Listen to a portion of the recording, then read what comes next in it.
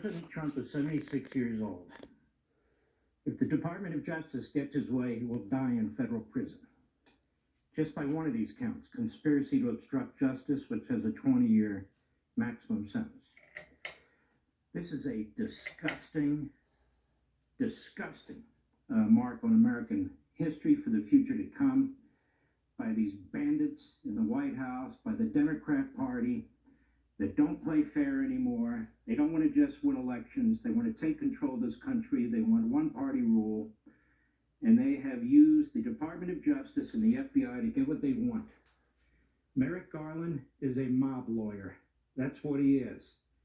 Jack Reed is a rogue Soviet-style prosecutor. The Presidential Records Act is not a criminal statute, and it was never intended to be. The Espionage Act of 1917 was passed under Woodrow Wilson, another corrupt president. Woodrow Wilson used it to go after his adversaries, and they imprisoned 2,000 people. So I suppose over there at the Department of Injustice, and this clown prosecutor spent a lot of time at The Hague.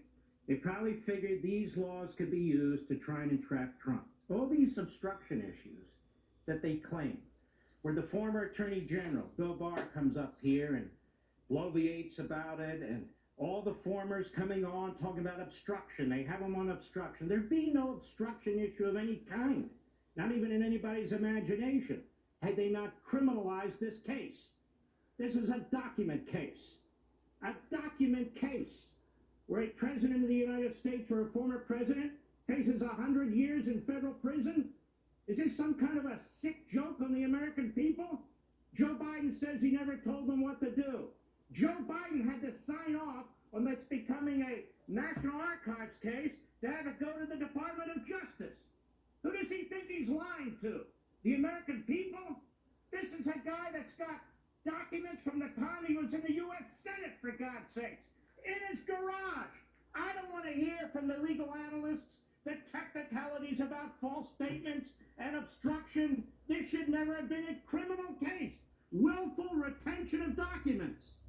Well, what's the unwillful retention of documents mean? They're throwing all these process crimes and all these crimes that grow out of the criminal investigation against Trump. What did he do with the documents? Did he sell them to the enemy? No. That's why we have an Espionage Act, not the trick of a president.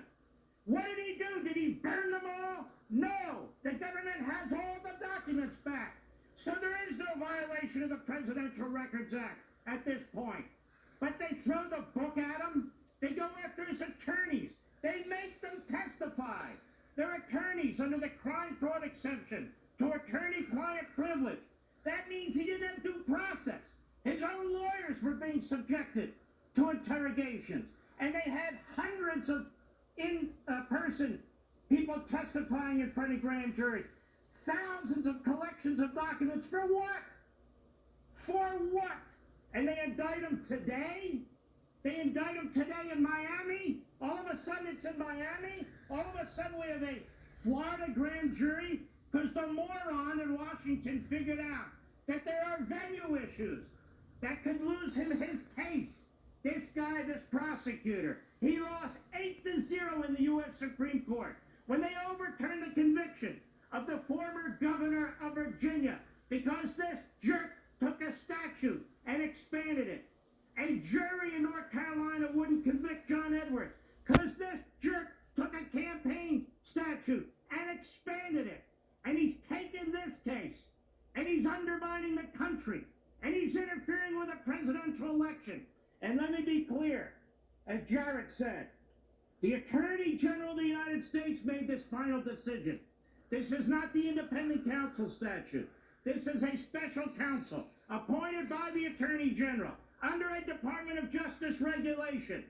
This Attorney General, who pretends he's Helen Keller, he made the decision to indict the former president, and they made the decision to interfere in this election. You want to talk about an insurrection? This is an insurrection, and that's exactly what's going on here. Let me go on. Joe Biden is the crookedest crook that's ever been in the Oval Office. Everywhere we look, there's a predicate for a special counsel. They won't appoint a special counsel, even though it's compelled under the law in which they appointed this special counsel, and you're not supposed to appoint a special counsel against your political opponent. You're supposed to appoint one in the case of Biden. 20 shell corporations, $10 million coming from the communist Chinese military, spread out among the family, no businesses to support this.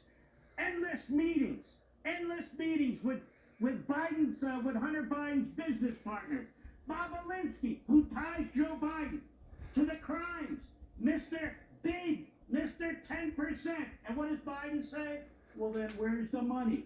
He's asking us, come and catch me if you can. Our Lady, we need your help. This country is being run by communists. And that they criminalized that damn document case.